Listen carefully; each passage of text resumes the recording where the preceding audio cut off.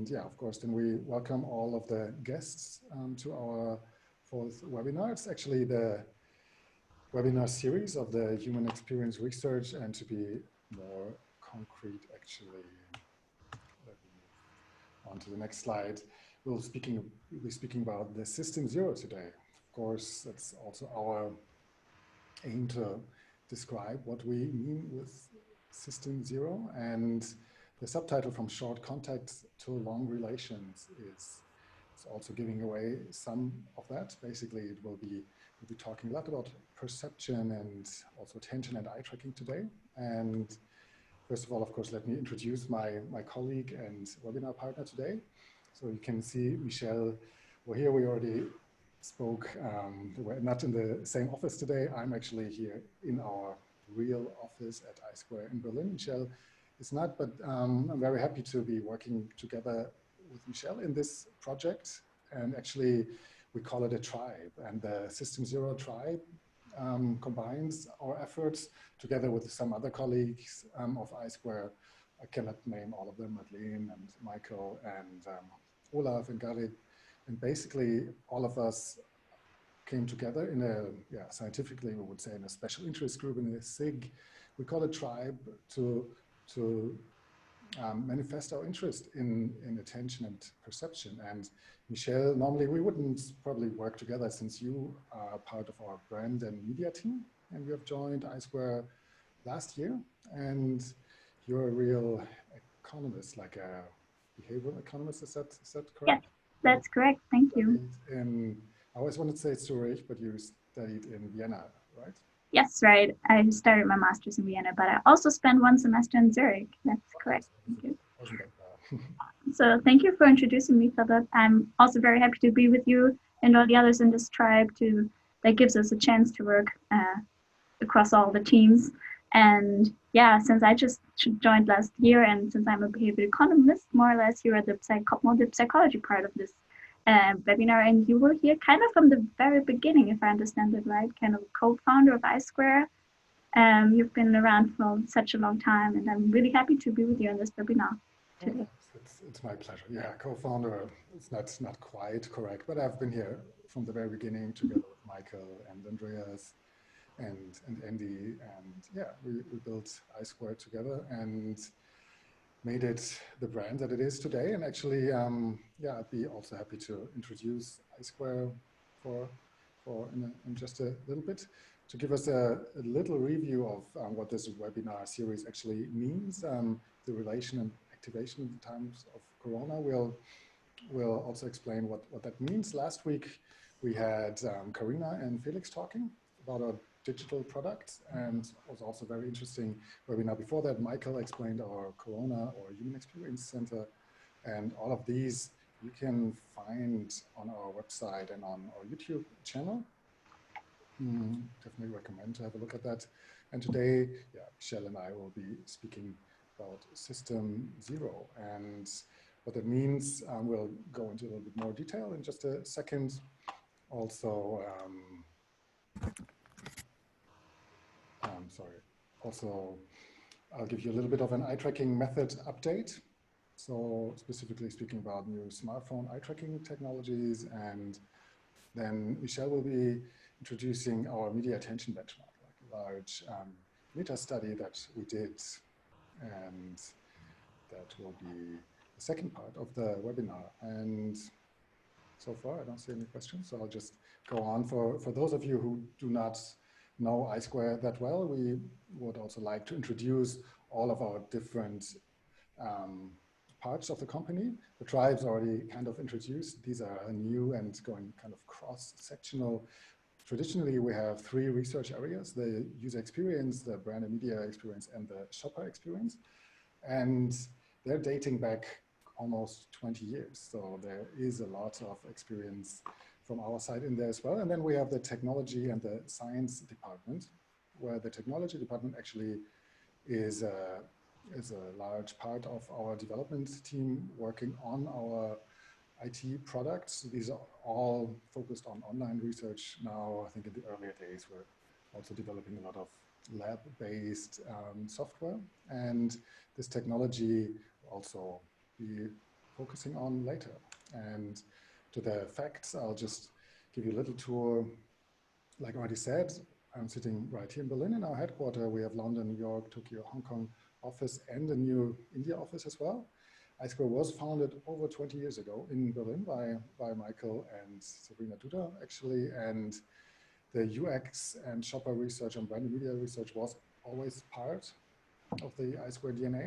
And yeah, we were kind of the pioneers of implementing perception and eye tracking research into market research. There was nothing like we have today. Like Toby wasn't around. There was SMI, but it was also more of, let's say, clinical eye tracking research and a lot of weird technology. And so there is a long history.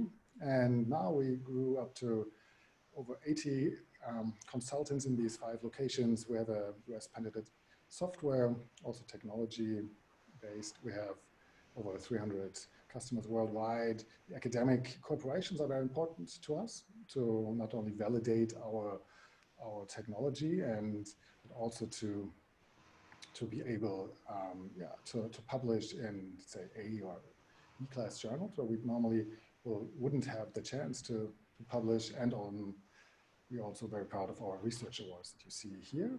And yeah, we started in 2007 with a study with eBay, and now in 2018 we've been nominated to a best paper. And yeah, you can find all of these on our website. And what makes us unique, and the 3 things that we always try to incorporate in our research, are in context, implicit, and the automation and the agile part. What we mean with this, we'll also touch upon, of course, when we'll speak about System Zero. Basically, in context is that our research is conducted and evaluated in a natural environment that is of high importance to us, and why we can also highlight later. The implicit part is important as a methodological approach to not only focus on one side of the human cognition and what's automated and agile. Here we actually speak about our automation tools. When we set up our studies, or we enable our clients to set up studies, we like to enable them to use our software to set up experiments and A/B tests themselves. And the data should be there almost in real time, and that's definitely our goal. And just doing a little step back to the main topic of our webinar series, simulation and activation in times of Corona, I wanted to give you a little bit of a review of what Michael Schiessel presented in the second seminar. And basically, our human experience tribe came up with this crisis model, and consists of 4 parts. You can see that: turmoil, regression, hyperstrength, and neo-normality. And what is, why it is kind of the guiding part of this webinar series actually is that we wanted to figure out how these phases change us as consumers, as human beings, and also how it changes maybe our perception. And that is this crisis model helps us to organize this. Basically, it starts with the turmoil phase. We all went through this, and you see by the symbols, the toilet paper and the mask. Basically, it's a phase with a high stress level. Safety was very important, so us Germans bought a lot of toilet paper. And we kind of moved on to the phase of regression, where stress levels are going down, and we also see that products that are consumed here, chips, chocolate, lipstick, do change. But basically, regression in a psychological sense means, we still rely on safety and what we learned in earlier years. So maybe we are watching movies from the 80s or 90s again, I don't know. And right now we are probably moving in between regression and the hyperstrength phase. And this might be different from individual to individual. And also, of course, we're not exactly moving through these phases. And hyperstrength means we're more structured and focused again on high arousal, actually doing sports, further education, buying the Rubik Cube here, and actually being more active again and more organized. And the fourth phase, the neo-normality, is what we're really interested in, and also what our research, quantitative and qualitative, is focusing on right now, how we are gonna maybe even leave the crisis, or how we will be changed. And here the social part is of course important, and probably will not be the same, and maybe our behavior will not be the same. And so this will guide us through this webinar series, and we'll come back to this later again. What we'll speak about now is the human experience model that's at I2 is also playing an important part when we do our research, and we sit together in our workshops also internally. Basically, the human experience model consists out of 3 systems. And the system 0 we'll be speaking about today is focusing on perception. And the other 2 systems, system 1 and system 2, you all know since Kahneman of thinking fast and slow. These are, of course, very important. And for us, these 3 systems are the basis of all our research efforts. And what we mean by perception is, of course, our senses: seeing, hearing, touching, smelling, tasting. We do not normally test that much. Of course, hearing and touching and smelling are very important. And system 1, as the implicit, is, of course, a large system that we summarize here also with feeling, and explicit with thinking. And when we speak about methods, how can we actually approach these systems? How can we make them more graspable and provide data for our research? We would say in system 0, we would concentrate not only on eye tracking, but also on in-context methods. So in context, in a television research setup would mean that we would provide different channels so people could actually be zapping from A to B. Viewability would mean if we do an ad test, we do not want to just present it stoic. We would like to have it in a natural feed like Facebook or Instagram, where we can actually see how long something was viewable. Eye tracking is obvious. The visual attention is a very important part for our research.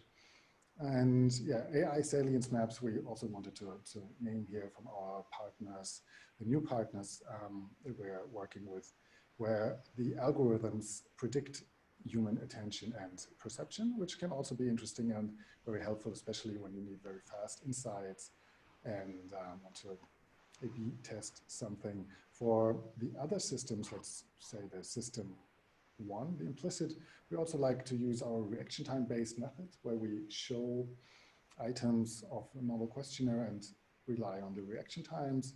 People basically agree that this item fits or not. We also have the FET, which is our facial emotion tracking, which also works through these kind of webcams and also works with algorithms, and EDA GSR, so it's physiological measurement of arousal and skin conductance. For explicit system 2, you all know our ratings, questionnaires, and interviews. Of course, these are very common. Ideally, we want to combine all of these systems in our research, and because system 1 and implicit is already a very large system, we try to extract the system 0 perception part of it. And the reasons why we wanted to do that and have been working on this model, I'll just try to summarize very quickly. First of all, perception is the start of every successful contact. Even short context, can lead to long relations, as we already said in the title. Actionable insights can be generated from perception and attention data very easily, and that helps us definitely a lot. Another reason why we like this, I actually got this slide from Costa. I think he's also a guest. Thanks, Costa, from LockEye. Basically, the AIDA model, it's not our favorite model to explain human behavior, but what we wanted to explain is that actually awareness is always the first step, perception.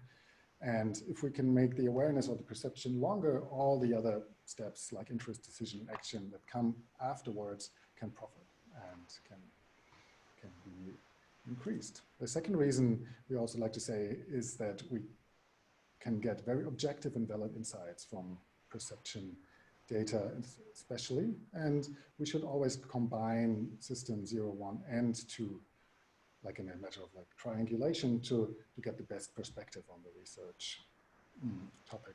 Two-factor theories like explicit, implicit are okay, but they actually will always have restraints, and our system as the brain and how perception works is definitely not serial, and it's not only characterized by two ways, implicit or explicit, or top-down or bottom-up, exogenous, endogenous. There's so many divided, focused, local, global. It's not possible to explain this just with these two systems. And we also chose the perception term because the attention term is by far such a great scientific topic that we can make a whole webinar series just about attention itself. So we'll concentrate on the perception. And also the third reason is like a cultural change. Basically, our perception and attention are becoming such valuable goods when our media environment is still growing. And we always know that it's growing even further because our development team and our IT team, they program for all of these media channels that you see here, Twitter, Instagram, Snapchat, Facebook. They program extra experimental setups for our studies on these channels. So they will always have to add a new one because our clients asking, can we do also Snapchat ad pretest? And so this will be growing on, and the diversity is certainly a great and important topic. The whole theory of cognitive science, how large this field of research is just focusing on perception, it's tremendous, and it's probably the largest field in cognitive science. And even if we look at the neural path, I just took this from the Encyclopedia of Perception today, just to make it obvious that our visual path is not linear or serial, right? So basically the information comes in through the retina, is already being split up before the thalamus, and then it will go into the visual area. And we have two streams, dorsal and ventral, where the ventral stream is more for vision, for perception, and the dorsal stream is actually for action. So the higher centers of perception are actually in the ventral path, and it's such a complex system that we agreed as experts to focus on it very much. And of course, the reason why we also like to speak about eye movement is that we have a lot of knowledge here. So Matthias Rotensee, Dr. Rotensee, and myself, I'm glad that we published one chapter in this big book of eye movement research. And of course, we're also experts in all of the methods of eye tracking. And the methods for us are very important since we use them a lot and we rely on our partners here. But in context technology, how we implement these methods, how we use them is, of course, the most important part. Since with eye tracking, we know since Yabo 67, you can do a lot of things wrong in an eye tracking experiment. So the experimental software that actually helps to create experiments in natural context, make sure we stay on the safe road. And so here, I just want to highlight some new eye tracking forms where actually we can do smartphone eye tracking using the front-facing cameras from modern smartphones. Webcam eye tracking we have been doing for a long time, where we invite users to participate at home and use their webcam just through the browser, no video upload, no software install necessary anymore. That's certainly great since many years. Desktop eye tracking is kind of the classic. We have normally a Tobii eye tracker, it's what we use. We recommend that it's attached to the screen or to the laptop. The software then records everything that's happening. And the advantage here is, of course, that our interviewers and clients can watch head-mounted eye tracking or what we also call mobile eye tracking, the glasses, something also like to show for a second. And of course, there's many other eye tracking aspects, VR eye tracking, the AI and saliency mapping. For us, it's also an approach to eye tracking where we can use the algorithm to predict the visual attention from humans. And the algorithm has basically learned that from eye tracking data from the MIT, for example. And here our partners from Attention Insight or LockEye, we're very happy to work with them. The restricted focus viewer is like a approximation tool where you use the mouse. It's also something we still like to use for online research when webcams are not available. And yeah, let's have a look at the eye tracking on smartphones. So what we like to highlight here is, of course, that iOS and Android are possible to do that now. We invite people at home, and they don't need to have a special phone for this. Basically, it kind of looks like this. You will also go through a calibration and through a validation, actually. So the calibration looks like this. You have to follow a little dot, and the validation will happen online.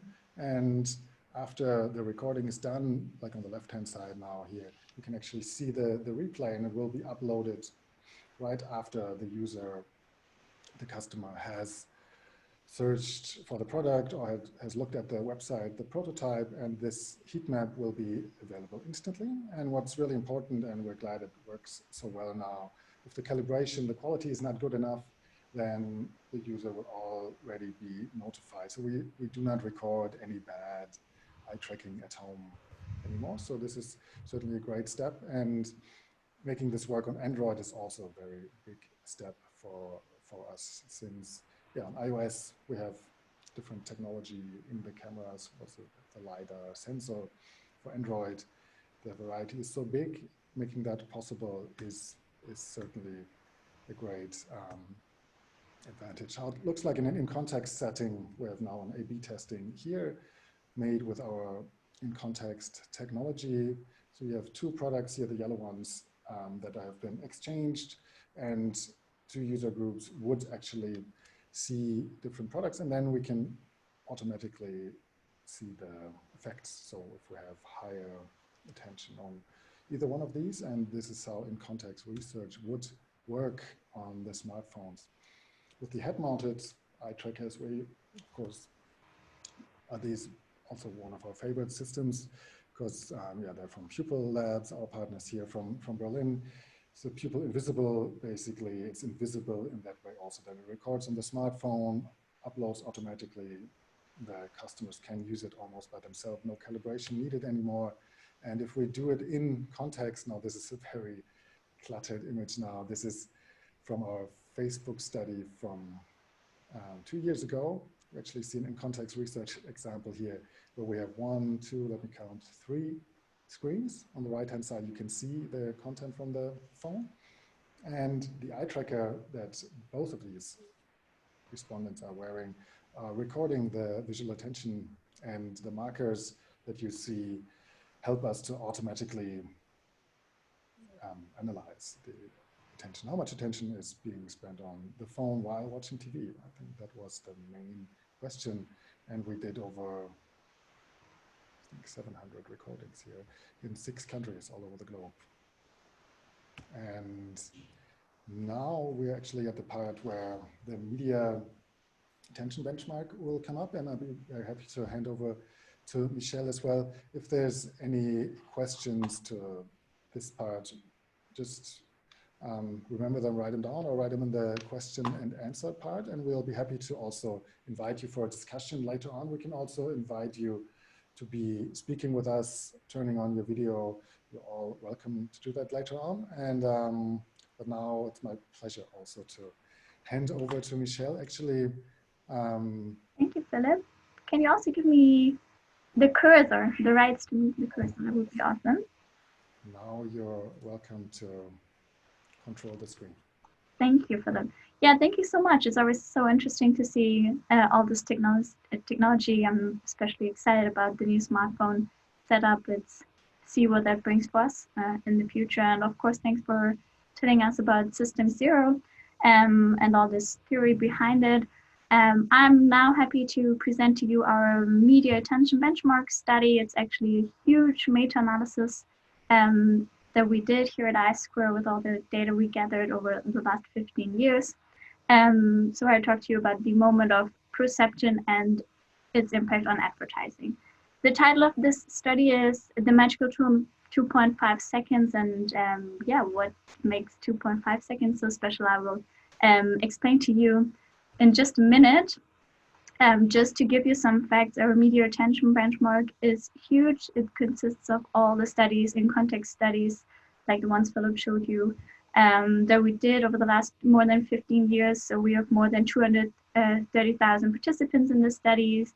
That's over more than 2,300 visual and auditory stimuli from actually all types of media. Of course, there's online ads, there's this more traditional TV commercials, of course, there's print, but also out-of-home posters, of course. And we took all this data and together and came up with this huge meta-analysis that would actually also caught the attention by the media. Here you can see an interview of our CEO, Michael Schiesel, that he gave to Horizont newspaper at the end of last year. And yeah, talking about media, we were going to start off with a little kind of guessing game. I'm going to show you in a second eye movements, gaze points, but you just see the movements, you don't see what they're looking at, what kind of media that is. And if you want, you can actually virtually raise your hand with a button below on your screen. Or Philipp, you can also do that if you want to. And then you can answer the question. So I will show you the points and you can guess if these points belong to a print ad, maybe a website or a TV commercial. Maybe it's easier if you see them. These are the points. What do you think? What do these people see? Do they see a print ad or website or a TV ad? You can also write it in the chat if you like. And yeah, sure. If it takes, let me see. Sure. I'm just taking the control from you now. Just a second. Yeah. And open there, and I'll give it back to you now. Yeah, thank you. And that's fine. I mean, if our chat is too slow, so if anybody has an idea, if this is okay, with one guess, this is the website. Yes. Actually, do I get the control back? Yeah, I think so. Oh, did I click somewhere else? I think so. Oh yeah, there it is. So yes, that's right. This is the website. This is more on the top and then rather slowly walking down to the bottom. So this is the second example. What do you think? This one's more widespread, bigger area. Yeah, so it could be TV or print. It could be both, right? 50-50 chance. 50-50 chance. It is print. So this would be a classical newspaper print ad. And so the last one, unsurprisingly, this is super different. This is more like a bee swarm, sudden movements, more homogeneous, moving all together. They almost feel directed or look directed, and they actually kind of are. Since this is the last one, this would be a typical eye-tracking bee swarm of a TV ad. Yeah. So we took all these data, all this eye tracking data that we had in all these in context studies, and what we found actually is a decreasing curve. A decreasing curve of what? What we see in this graph, actually on the horizontal axis is perception measured in time, more time brackets in this case, and then the vertical axis we see what percentage of users or participants actually had contact with media that lies within this perception time. And what this shows us that actually for most people, their contact with media is rather short. In the very beginning, we still have a lot of people, but then actually really long contacts, they don't happen that often. And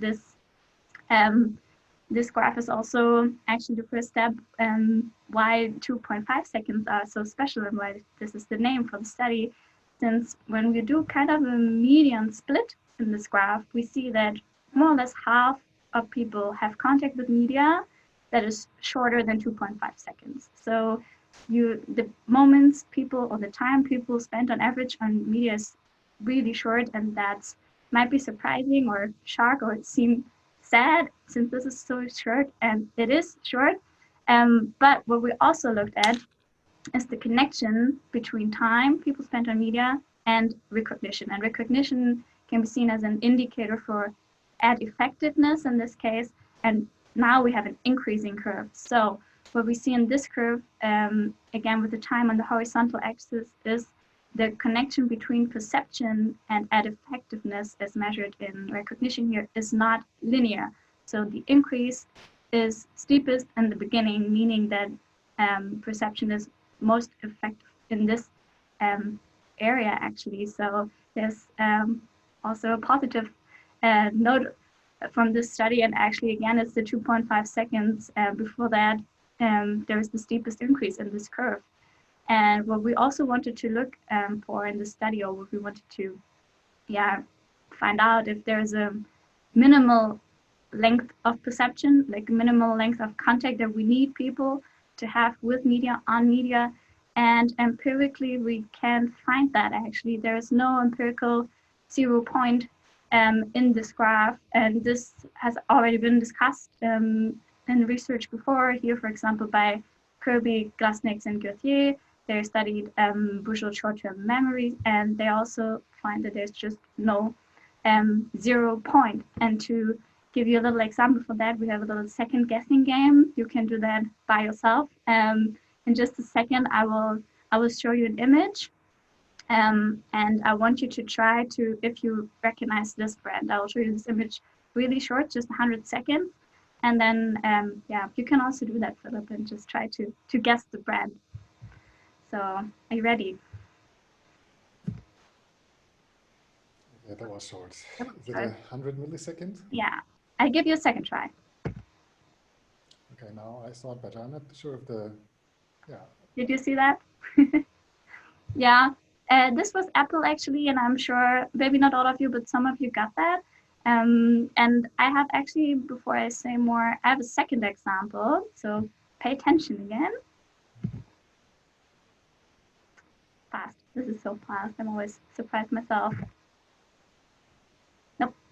So this one was actually Huawei, and this is, of course, there's always a brand awareness effect, but these two examples just show beautifully that what the mind and the brain can actually process in such a short time. So just 100 milliseconds, this clear, precise, open branding of Apple is way easier to get. And maybe, some people just even had the idea this could be Apple, while this one is more detailed. This is more a cognitive overload with all these different products, and it's really hard to get this one. So in the clarity, what's it called? We spoke about it before, the clarity index, right? Of a cluttered environment like this one, like the AI that we actually planned to run these two pictures through. We didn't, from our partners, would give us clarity scores for both of these pictures, and the artificial intelligence would then tell us, this one's definitely more cluttered, not as clear. Yeah, totally. I'm really looking forward to these scores, and I think we won't be surprised by this. Yeah, so this shows you again, short-term contacts are really important. It can be effective. Even 100 milliseconds can raise memories in your mind and start a cognitive process. And it's just, as Philipp said earlier, there's this cultural change, growing contact with media on different channels in different environments. Here are some examples for ads we tested on Facebook or Instagram, Snapchat. So if you want to be successful in this field, in this growing cultural changing environment, you need to be fast and you need to be creative to get a message across, to convey something in such a short amount of time. So this just leaves me to say that there are 3 core theses that we got out of our media attention to benchmark study. We found our moments are short, contact with media is short, but even though these moments are short, they do have an effect. And actually what we found in previous studies, for example, with the MAX study with Jacques Blachon, we found that the creative itself is actually the most important factor within these short moments. So these short moments should be seen as a gift, should be used wisely, tested before in context to get a direct feedback from users. And yeah, just wanted to finish now with an example, actually a really good example. Let's see. That would be this one. This is short, it's precise, it's on point, the branding is clear, the product is clear. Even if you get the sound, you can basically hear the freshness coming out of this can. So this is a short, on point, yeah, ad that worked really well and took all the short moments. They used all the short moments, I would say. What do you think, Philip? Yeah, definitely. I mean, coming back to the perception and my 5 senses, I can at least say that 3 of them are very stimulated by this ad, and yeah, probably like the mirror neurons are tingling, and yeah, I mean, bringing something across in such a short time. I'm just trying to see. It's like 6-second long. I'm sorry, you can't hear the audio. It never really works over the Zoom platform. But yeah, it definitely works. And I imagine would also work on a smaller Sure. screen. I'm not sure where this media was used in this case, but yeah, I liked the 3 examples that you showed on the 3 channels just before. I could imagine it works well there as well. Yeah, sure. Yeah, so this was just a little example in the end. So if there's any questions left, we should check them, I guess. Yeah, definitely. And we don't want to keep everybody too long. Of course, we will be here a little bit longer, Michelle and myself, and we also wanted to point out these links and this deck of slides. We'll be happy to share this with all of you and send it around after the webinar is finished. Also, the recording of this webinar will be online, and like we said before, we are very happy for your participation, and also we saw people actually guessing with us in the game. So is it TV or is it print? And thank you a lot for that. And yeah, we have a question. Where do we get a copy of this deck? Actually, we'll be sending it via email to all of the participants.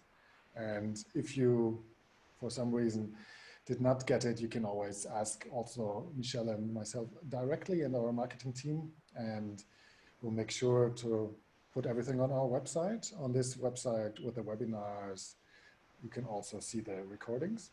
And so that's for sure. And we have a question here that our examples are very much focusing on media effectiveness and attention. Of course, that's correct today, that's true.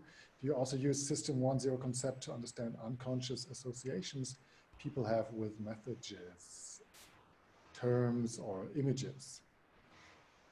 Yes, so the model for us is general, and so the model of, let's say, information processing, the human experience model that we showed earlier is very general, and we try to use it in all our research. We just kind of focused on the benchmark here today. In the further webinar series, we'll hopefully also show more of the other examples. The question of actually messages and terms and images, yes, we use it in the user experience, for example. There, the interaction is a totally different approach. Like one example we also had in here, just took it out because of the time, was also the automotive sector, where people actually interacting with technology in a totally different way. Information processing and the perception there also has a safety indicator, for example. So perception on the wrong system while having a primary task like driving could actually be something bad in that case. And yeah, we try to use it in all of our research, and this model should help us to focus and not to forget any parts of yeah, these three systems. I hope I answered that question correct. Do you want to add something, Michelle? No, I think it was a pretty good answer. Great. And is there any other question also from our I2 colleagues? I see there's also colleagues in here from us or some other eye tracking experts. We will, in the upcoming series, also to give a little bit of a preview for the next week, also speak about the effects of the crisis model and the neo-normality. So basically what will happen in the future is very interesting for us. And there we will also be focusing on different aspects of consumer behavior. And we also want to make sure to focus on eye tracking with our eye tracking experts a little more. So system zero and perception and attention, also a little bit more from a technical side, and also show the advances, how we can analyze, set up, and record eye tracking, right? I also already mentioned the smartphones, how we are able to do that. Maybe we can also focus on that a little more. Let's see if we have any other questions in the chat. Of course, we'd be very happy to also receive your questions or feedback also via email. And also want to say thank you to you, Michelle. Great pleasure. I hope we can do this again with our System Zero tribe. Yes, thank you, Philip. I think we're just in the beginning of our tribe, and a lot of interesting work and findings they lie ahead of us, and I'm looking forward to it. And it was great to have this webinar with you. Definitely, yeah, I enjoy this a lot too. And so far, then I think we just wait for another second, and if not, we can call it a day. And you're already at home, so that's easy. Yeah.